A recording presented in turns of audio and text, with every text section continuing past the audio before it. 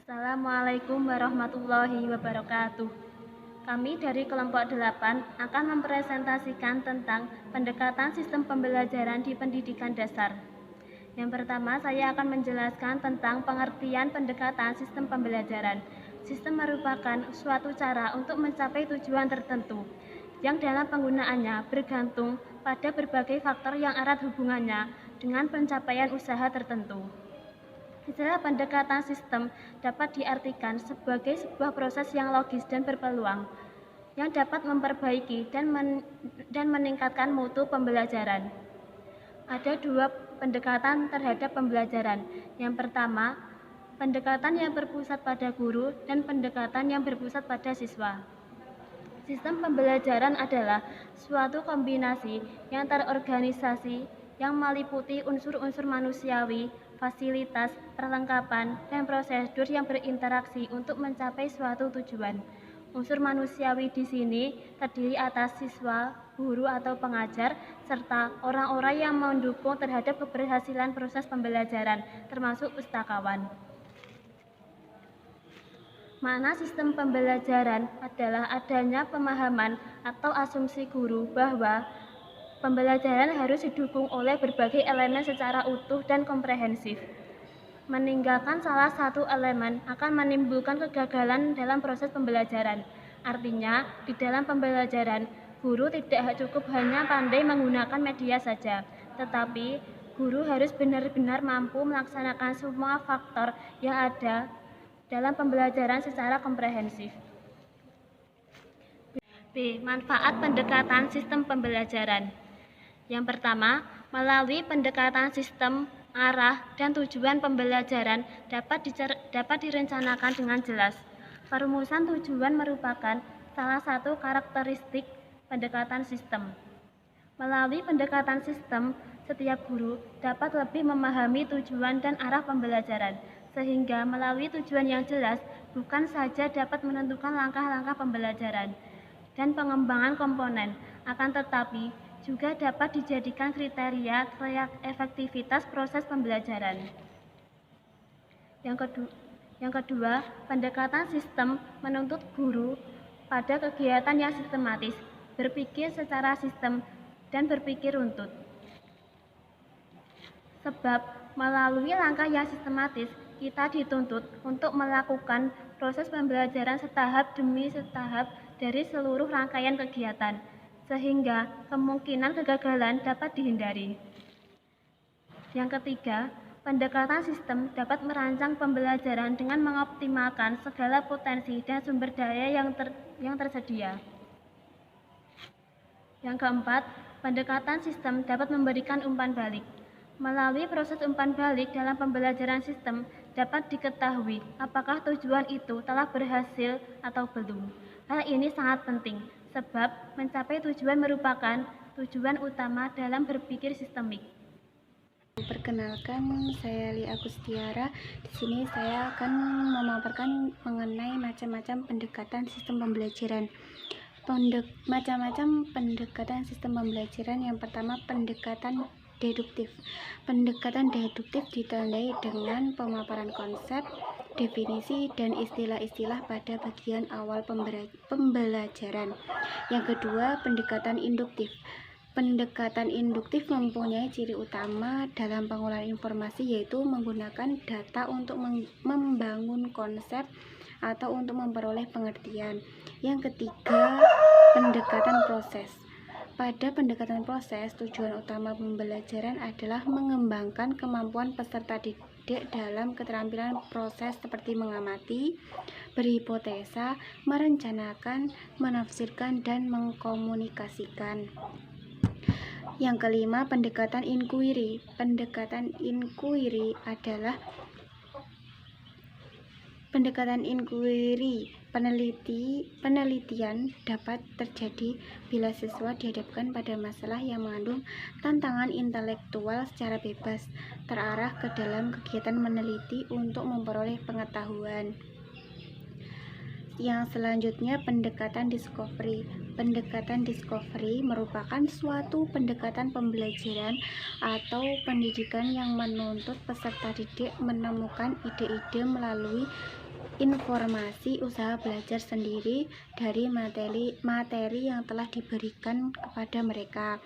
Yang selanjutnya yaitu yang ketujuh, pendekatan lingkungan.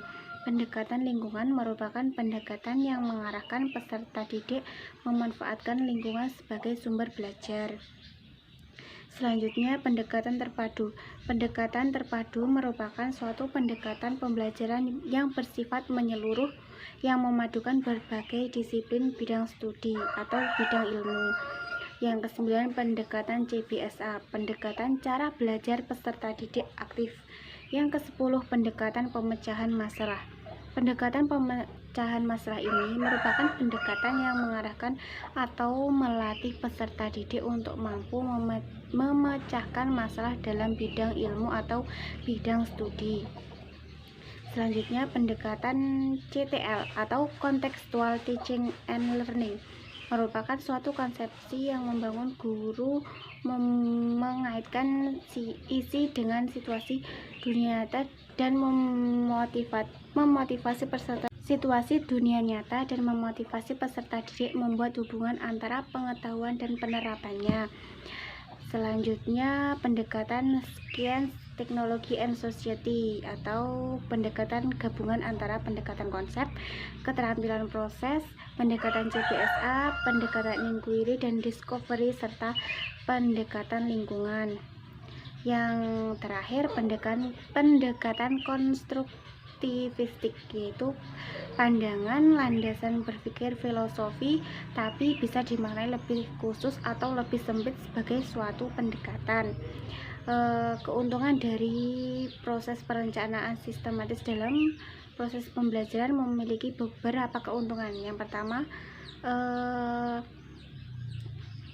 memiliki daya ramal yang kuat tentang keberhasilan suatu proses pembelajaran.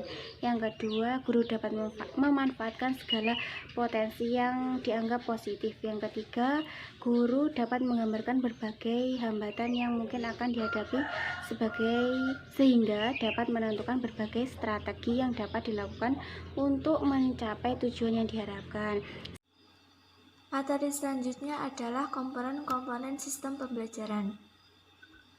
Perencanaan pembelajaran adalah proses pengambilan keputusan hasil berpikir secara rasional tentang sasaran dan tujuan pembelajaran tertentu, serta rangkaian kegiatan yang harus dilaksanakan sebagai upaya pencapaian tujuan tersebut dengan memanfaatkan segala potensi dan sumber belajar yang ada.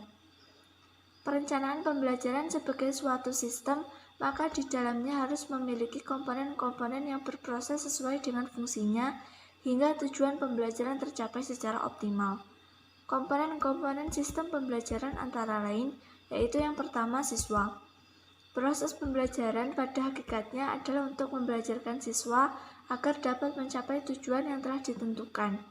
Siswa merupakan subjek dalam pembelajaran karena berperan sebagai pelaku utama dalam pembelajaran.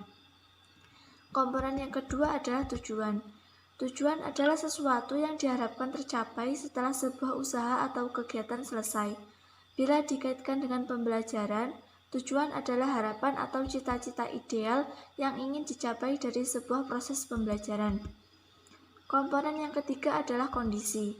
Kondisi adalah berbagai pengalaman belajar yang dirancang agar siswa dapat mencapai tujuan khusus seperti yang telah dirumuskan. Pengalaman belajar harus mendorong agar siswa aktif belajar secara fisik maupun non-fisik. Komponen yang keempat adalah sumber-sumber belajar. Sumber belajar berkaitan dengan segala sesuatu yang memungkinkan siswa untuk memperoleh pengalaman belajar. Sumber belajar meliputi berbagai macam, seperti tempat belajar, bahan dan alat yang dapat digunakan, personal, dan sebagainya.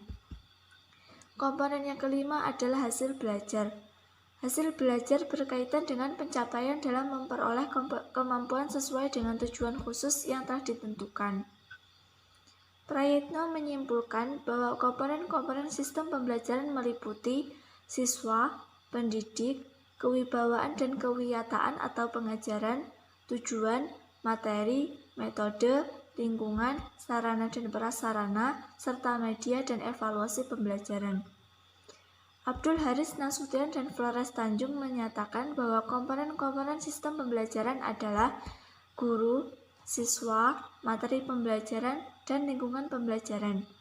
Komponen-komponen tersebut saling berinteraksi untuk mencapai tujuan pembelajaran. Sekian presentasi dari kelompok kami. Apabila ada kurang lebihnya kami mohon maaf. Akhiron, wassalamualaikum warahmatullahi wabarakatuh.